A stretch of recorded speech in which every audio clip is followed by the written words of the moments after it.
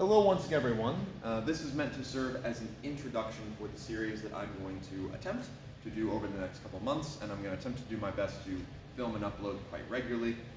This is going to be the 20 things that people don't tell you about fencing. Now, clickbaity title aside, and yeah, I'm leaning into it.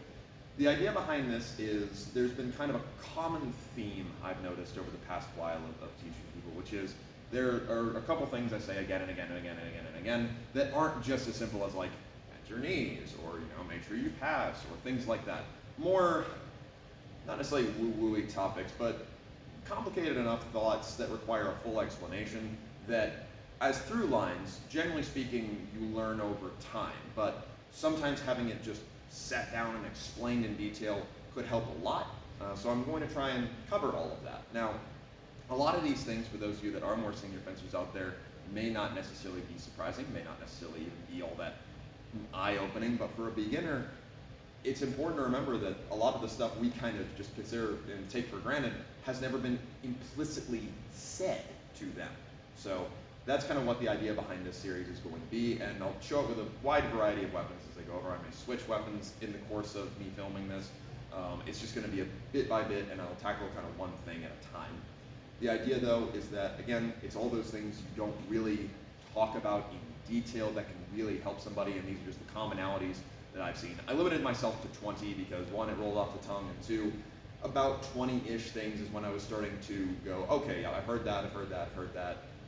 Now I'm starting to scrape for the more niche things I've only heard once or twice, so I'm not going to worry about that. So if something that you are in specific struggling with is not covered in this series, then go ahead and tell me, and I'll gladly add to this list again. And hopefully, who knows, maybe this would kind of become a longer running thing where people tell me things that they're having a little bit of trouble with or a question they need answered, and I can just briefly answer that. But again, this is not meant to be as memey as it sounds. It's just an overview of different things. I'm going to try and order it semi-chronologically, if you will, over the course of someone progressing. So it'll start off with mostly solo work, work with a partner that doesn't breathe, love you, Bob, right?